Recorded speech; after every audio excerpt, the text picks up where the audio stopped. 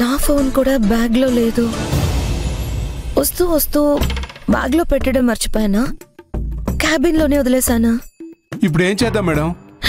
Lift door మీద కొడుతూ మనం ఇక్కడ ఉన్నామని చెప్పండి. అలాగే మేడం. సెక్యూరిటీ సెక్యూరిటీ సెక్యూరిటీ తలుపుతారు. సెక్యూరిటీ ఒరే తలుపుతీ. గొంతు చించుకొని అలా అరుస్తుంటే వినపడటం లేదా? నేను మిత్ర మేడం లిఫ్ట్ లో ఇరుక్కున్నాం. సెక్యూరిటీ. కరుణాకర్ సార్. మేడం మీరు ఎన్నిసార్లు లిఫ్ట్ డోర్ కొట్టినా అది తెరుచుకోదు. ఎందుకు మేడం? మీకు ఇంకా అర్థం కాలేదా? ఏం అర్థం అవ్వాలి? మన ఇద్దరిని కావాలనే లిఫ్ట్ లో లాక్ చేశారు.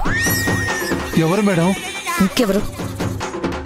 ఆనంది పక్కా ప్లాన్ తో ఇలా మనల్ని లాక్ చేసింది. నో డౌట్ ఆనందిని అశ్విన్ని స్టోర్ రూమ్ లో లాక్ చేసిన దానికి ఆనంది తీర్చుకుంటున్న రివెంజ్ ఇది. నిజమా? అవును కరుణాకర్ సార్. మేడం మీలో ఈ యాంగిల్ కూడా ఉందా?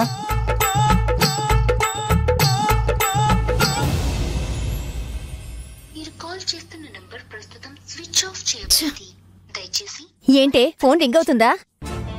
లేదు, స్విచ్ ఆఫ్ వస్తుంది. రోజు 5 కంపెనీలో స్టార్ట్ అయి త్వరగా వచ్చేసేది. ఈ రోజు అది ఎంతసేపు అయినా కూడా రాలేదేంటి? ఫోన్ కూడా స్విచ్ ఆఫ్ అని వస్తుంది.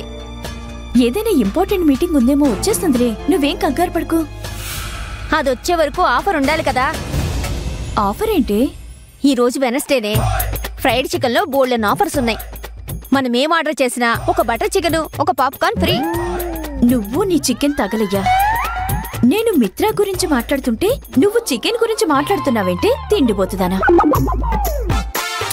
నాకు మిత్ర గురించిన టెన్షన్. ఎందుకంటే ఆ చికెన్ ఆఫర్ ఉన్న కూపన్ మిత్ర దగ్గరే ఉంది. అయ్యో సరే, కాసేపు ఉంటే అదే వస్తుందిలే. అది వచ్చేలోపు ఆఫర్ అయిపోతుందేమో. త్వరగా వచ్చేలా చూడు దేవుడా. దేవుడు ఇలాంటి వాటికి కూడా హెల్ప్ చేస్తాడా? దేవుడు నాకు హెల్ప్ చేస్తాడు.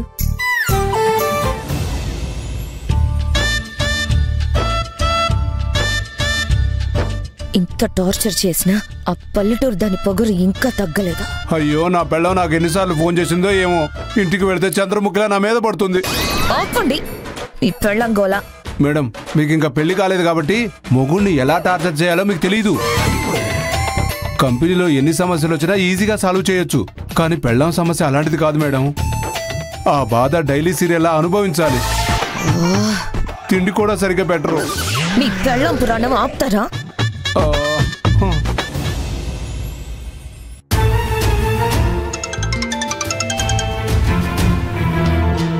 చెప్పస్విన్, వాళ్ళిద్దరూ ఏం చేస్తున్నారు?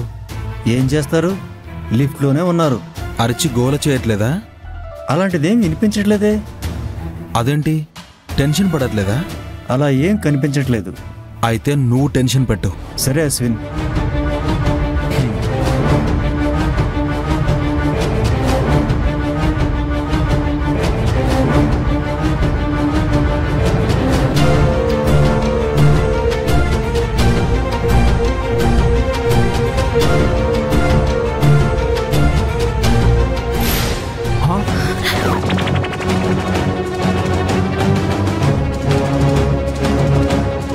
కరుణాకర్ సార్, ఏంటిది? పవర్ కూడా పోయింది. తెలీదు మేడం, మన కంపెనీలో. అర్థమైంది. జనరేటర్ కూడా పనిచేయట్లేదు అంతే కదా? మీ దగ్గర అగ్గిపెట్టి గానీ లైటర్ గానీ ఉందా? ఉంది మేడం. వెలిగించండి. జామురాతిరి జాబిలమ్మ జోలపాడన ఇలా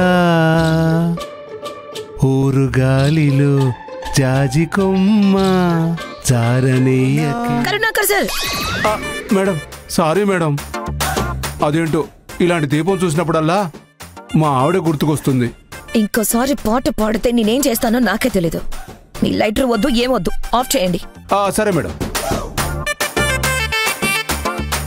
మేడం మనమే బెటరు. ఆనందిని అశ్విన్ని స్టాక్ రూమ్ లో బంధించాం. వాళ్ళు మాత్రం కొంచెం కూడా దయాదాక్షిణ్యాలు లేకుండా మనల్ని లిఫ్ట్ లో బంధించారు.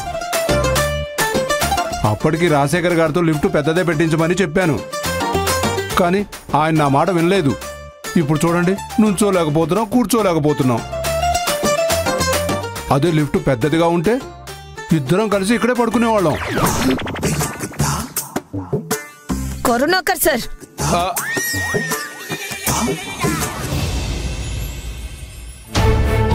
మేడం పిలిచారంట. ఇప్పుడు టైం ఎంతైంది? 8:30 మేడం. మిత్ర ఎక్కడా? బాబోయ్, అప్పుడే ఈవిడికనే తెలిసిపోయిందే. మిమ్మల్ని అడిగేది. మిత్ర ఇంకా హాస్టల్కి రాలేదేంటి? మాకు కూడా తెలియదు మేడం. వాట్? ఎప్పుడు 5:30 నుండి 6:30 లోపు వచ్చేస్తుంది. ఏదైనా అర్జెంట్ మీటింగ్ ఉంటేనే ఇలా లేట్ అవుతుంది. ఇవాళ అలాంటిదేదో అయ్యింటుంది మేడం, అందుకే లేట్ అయింది. ఇద్దరు నాటకాలు ఆడుతున్నారా ఏంటి? అయ్యయ్యో, అలాంటిదేం లేదు మేడం. మేము చాలా సేపటి నుంచి తన ఫోన్కి ట్రై చేస్తున్నాం, కానీ రీచ్ అవ్వడం లేదు. స్విచ్ ఆఫ్ అని వస్తోంది. ఏం చెయ్యాలో మాకు కూడా తెలియట్లేదు మేడం. ఇలా చూడండి, ఇక్కడున్న అందరు అమ్మాయిల కంటే మిత్రనే నేను ఎక్కువ కేర్ తీసుకుంటాను.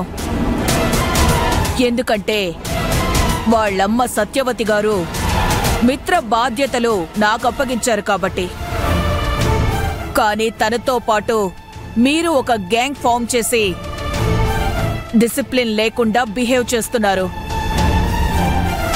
నేను మీ మాటలు నమ్మను. మిత్ర ఎక్కడికి వెళ్ళింది? ఇంకా ఎందుకు రాలేదు? అయ్యో మేడం, ఒట్టేసి చెప్తున్నా మేడం, మేము ఎలాంటి తప్పు చేయలేదు మేడం. చూడండి, నీ ఎక్స్ప్లెనేషన్తో నాకు పని లేదు. 9 o'clock కల్లా మిత్ర ఇక్కడ ఉండాలి. లేకపోతే నేను వాళ్ళమ్మగారికి ఇన్ఫార్మ్ చేయాల్సి వస్తుంది. సత్యవతి గారికి విషయం తెలిస్తే ఏం జరుగుతుందో మీకు తెలుసనుకుంటా. మిత్ర ఎక్కడున్నా వెంటనే నా ముందుకు రావాలి. వెళ్ళండి. Okay madam.